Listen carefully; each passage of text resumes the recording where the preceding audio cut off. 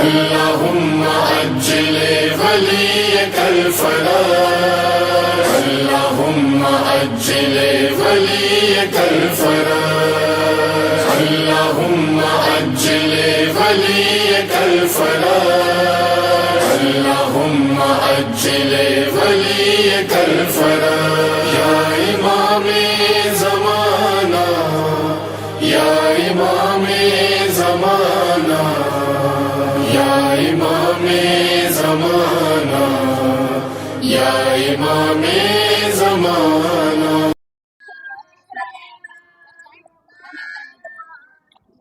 اعوذ باللہ من الشیطان اللعین الرجیم. بسم اللہ الرحمن الرحیم. وبہ نستعین وہو خیر ناصر ومعین. اما بعد فقد قال اللہ سبحانہ وتعالی فی محکم کتابہ المجید وفرقان الحمید وہو قول الحق. بسم اللہ الرحمن الرحیم. ان الدین عند اللہ الاسلام. صلوات پڑھیں محمد و آل محمد.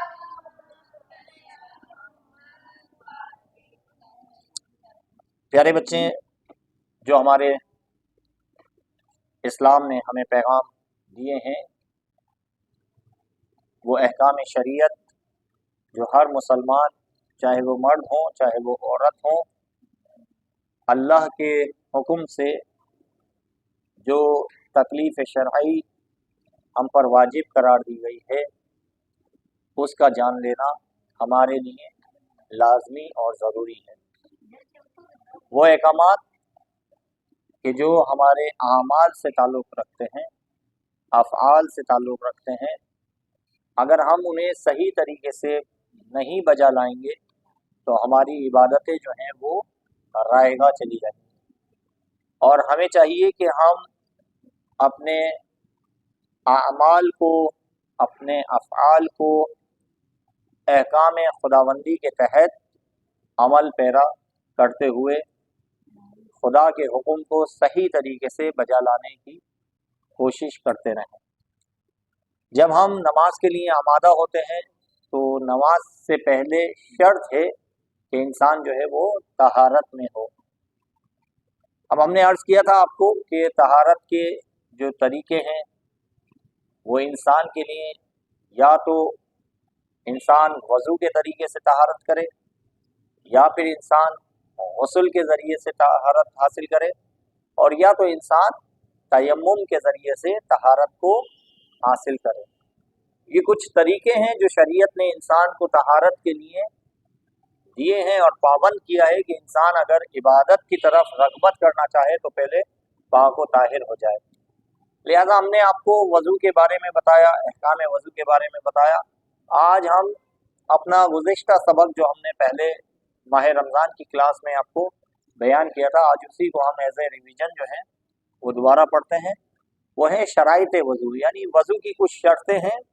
اگر وہ شرائط پوری ہوں گی تو آپ کا وضو جو ہے وہ صحیح تصور کیا جائے گا، اور اگر وہ شرائط پوری نہیں ہوں گی تو آپ کا صحیح وضو بھی جو ہے وہ باطل قرار دے دیا جائے گا. یہ اس پہ ذرا سی دقت کیجیے گا کہ جو شرائط وضو کی شریعت نے رکھی ہیں اگر ان پہ عمل پیرا نہ ہو تو ہم اگرچہ وضو صحیح کریں، صحیح طریقے سے وضو کو انجام دیں، لیکن شرائط وضو جو ہیں اگر وہ پورے نہ ہوں تو ہمارا صحیح وضو بھی جو ہے وہ کیا کہلائے گا؟ باطل کہلائے گا. تو آج ہم اسی کے متعلق کچھ شرطیں جو ہیں وہ بیان کریں گے اور اس سے استفادہ کریں گے تاکہ ہم جو ہے اپنے وضو کو صحیح طریقے سے انجام دے سکیں. سب سے پہلے انسان کے لیے ضروری ہے کہ جس وضو کو انسان پانی کو استعمال کر رہا ہے وضو کے لیے، وہ پانی انسان کے لیے کیا ہو؟ پاک ہو. میں نے آپ کو بتایا تھا کہ پانی سے ریلیٹڈ جو ہمارے پاس چیزیں ہیں وہ 3 چیزیں ہیں. پہلا پانی کا پاک ہونا، دوسرا کیا ہے؟ پانی کا مطلق ہونا. مطلق ہونے سے مراد کیا بتائی تھی آپ کو؟ مطلق ہو یعنی مضاف نہ ہو. مضاف ہو یعنی کوئی چیز اس پانی میں ملی ہوئی نہ ہو. اب مطلق ہو یعنی خالص ہو، یعنی مضاف نہ ہو، یعنی کوئی چیز اس میں ملی ہوئی نہ ہو، کسی چیز کا عرق نہ ہو، مثال کے طور پہ گلاب کا پانی نہ ہو یا تربوز کا پانی نہ ہو، یا پانی اتنا زیادہ مٹیالہ نہ ہو، مٹی والا نہ ہو کہ جسے پانی نہ کہا جائے بلکہ گدلا پانی، مٹی والا پانی کہا جائے، تو اس پانی سے وضو کرنا جو ہے وہ محل اشکال ہے، ٹھیک ہے، اس سے پانی سے جو ہے وضو آپ کا باطل تصور کیا جائے گا۔ پھر پانی کے ساتھ جو ہے وہ جس ظرف میں، جس چیز میں پانی ہے اس کا بھی پاک ہونا آپ کے لیے کیا ہے؟ ضروری ہے۔ جس جگہ پہ آپ وضو کر رہے ہیں وہ جگہ بھی آپ کے لیے پاک ہونا ضروری ہے۔ اب اس میں کچھ شرائط ہیں۔ سب سے پہلے اعضاء وضو کا پاک ہونا، یعنی جس اعضاء پر آپ وضو کر رہے ہیں، یہ میں پہلے بھی آپ کو اس کے بارے میں تفصیل سے بتا چکا ہوں کہ بعض اوقات ایسا ہوتا ہے کہ ہم جب گھر میں چل پھر رہے ہوتے ہیں تو جو چھوٹے بچے ہوتے ہیں جب وہ نجاست کر دیتے ہیں تو اگر ہمارا ہاتھ یا پیر اس میں لگ جاتا ہے یا ہم چھوٹے بچے کو اپنی گود میں لیتے ہیں اور اگر اس کی رطوبت ہمارے ہاتھ پہ، اس کی تری جو ہے ہاتھ پہ لگ جاتی ہے تو ہمارے لیے لازمی ہے، ضروری ہے کہ ہم ڈائریکٹلی وضو نہ کریں، پہلے اعضاء کو، پہلے اپنے ہاتھوں کو، اپنے پیروں کو پاک کریں، پھر اس کے بعد وضو کریں، تاکہ اعضاء وضو کا پاک ہونا شرط ہے صحت وضو کے لیے، ٹھیک ہے بیٹا؟ اعضاء وضو کا یعنی وضو کے اعضاء کا پاک ہونا کیا ہے؟ شرط ہے وضو کے صحیح ہونے کے لیے۔ پانی خالص ہو، پانی مباح ہو، وقت ہو، یعنی جس نماز کے لیے آپ وضو کر رہے ہیں اس کے لیے وقت کافی ہو، ایسا نہیں ہو کہ وقت بہت قلیل ہو، بہت کم ہو، تو آپ کے لیے مشکل ہے۔ پھر شرائط وضو میں ہے نیت، آپ کی نیت ہونی چاہیے کہ آپ جو پانی کو استعمال کر رہے ہیں وہ وضو کے لیے استعمال کر رہے ہیں، خالی منہ ہاتھ دھونے کے لیے یا تازگی حاصل کرنے کے لیے نہیں، بلکہ نیت یہ ہونی چاہیے کہ آپ طہارت کے لیے اور وضو کے لیے جو ہے یہ پانی کو استعمال کر رہے ہیں۔ ترتیب ہو، ترتیب یعنی ترتیب سے مراد پے در پہ، یعنی آپ ایک عمل کے بعد دوسرے عمل کو انجام دیں، ترتیب ہونا لازمی ہے، شرط ہے کہ آپ وضو کے لیے کیا کریں؟ ترتیب، یعنی پہلے سب سے پہلے آپ کی نیت ہو، نیت کے بعد آپ کا جو ہے دونوں ہاتھوں کو دھویا جائے، نیت کے بعد منہ دھویا جائے، یعنی آپ ساری چیزیں جس ترتیب سے آپ انجام دیتے ہیں وضو کو اس طریقے سے آپ انجام دیں گے۔ اگر ترتیب مثال کے طور پہ میں پہلے نیت کروں اور نیت کرنے کے بعد کیا کروں؟ پہلے ہاتھوں کو دھو لوں پورے کونیوں سے انگلیوں تک، تو کیا میرا وضو صحیح ہے؟ یعنی میں سارے اذکار تو انجام دوں لیکن ترتیب کو بگاڑ دوں، یا پہلے جو ہے وہ پیروں کا مسح کروں اور بعد میں سر کا مسح۔ بھائی مسح دونوں کا کرنا ہے، پیروں کا بھی اور سر کا بھی، لیکن کیا ہے کہ پہلے اور بعد میں ان دونوں کو چیزوں کو آگے پیچھے کر دوں، جو پہلے والی چیزیں ہیں وہ بعد میں انجام دوں اور جو بعد والی چیزیں ہیں وہ پہلے انجام دوں، تو کیا میرا وضو صحیح ہو جائے گا؟ ہاں نہیں، آپ کا وضو صحیح نہیں ہوگا، کیوں؟ کیونکہ آپ نے ترتیب کو بگاڑ دیا۔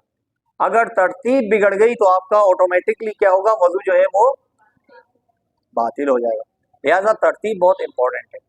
ترتیب کے بعد ایک لفظ آتا ہے موالات۔ موالات کو ہم نے پہلے بھی ڈیفائن کیا تھا، موالات یعنی ایک عضو کو دھونے کے بعد دوسرے عضو کو اتنی جلدی عمل کیا جائے کہ پہلا عضو جو ہے وہ سوکھ نہ جائے، اسے کہتے ہیں موالات۔ موالات یعنی ایک عضو کو دھونے کے بعد دوسرے عضو کو اتنی جلدی دھویا جائے کہ پہلا عضو جو ہے وہ سوکھ نہ جائے، ٹھیک ہے، اسے موالات کہتے ہیں۔ پھر شرائط وضو میں سے ایک شرط یہ ہے کہ انسان اپنا وضو کیا کرے؟ خود انجام دے، یعنی ایسا نہیں ہو سکتا کہ انسان جو ہے وہ اپنے ہاتھ کو ایسے پھیلا دے اور کہے کہ بھائی میرے ہاتھوں پہ آپ جو ہے وہ وضو کے پانی کو جو ہے وہ آپ ڈالیں اور جو ہے وہ خود سے جو ہے پانی کو مجھے وضو کرائیں، ایسے نہیں ہو سکتا۔ لیکن اگر کوئی ہیلپ کر رہا ہے، کوئی پانی آپ کو ڈال کے دے رہا ہے اور آپ اس سے استفادہ کر رہے ہیں اور آپ خود وضو کو انجام دے رہے ہیں، تو اس کے لیے وضو آپ کا صحیح تصور کیا جائے گا۔